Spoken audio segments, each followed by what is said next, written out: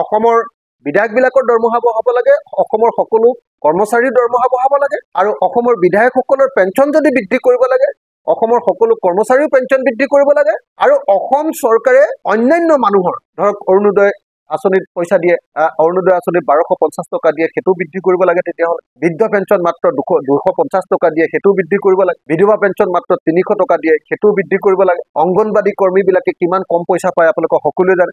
আশা কৰ্মীবিলাকে কিমান পইচা কম পায়, তাৰপিছত আপোনাৰ ৰান্ধনীবিলাকে কিমান কম পইচা পায়। তেওঁলোকক আমি ভাতে মাৰিছোঁ, তেওঁলোকক আমি নেখাই নুবুৱাই শুকুৱাই ৰাখিছোঁ, অথচ আমাৰ জনপ্ৰতিনিধিবিলাকে কেৱল দৰমহা বৃদ্ধিৰ কথা চিন্তা কৰে।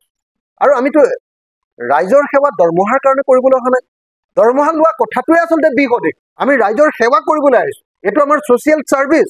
ছ'চিয়েল ছাৰ্ভিচ কৰিবলৈ আহোঁতে এটা দৰমহা লোৱাৰ ব্যৱস্থা কৰি দিয়া হৈছে, কিন্তু সেইটো বাৰম্বাৰ বৃদ্ধি কৰি, আৰু তাকো বানপানীৰ সময়ত, তাকো যি সময়ত আন সকলো কৰ্মচাৰীক আমি পেঞ্চনটো নাইকিয়া কৰি দিছোঁ, সেই সময়ত আকৌ আমাৰ পেঞ্চন বৃদ্ধি কৰিবৰ কাৰণে ব্যৱস্থা লোৱাটো নিশ্চিতভাৱে জনগণ বিৰোধী সিদ্ধান্ত, নিশ্চিতভাৱে অনৈতিক সিদ্ধান্ত, নিশ্চিতভাৱে এইটো মানি ল'ব পৰা সিদ্ধান্ত নহয়।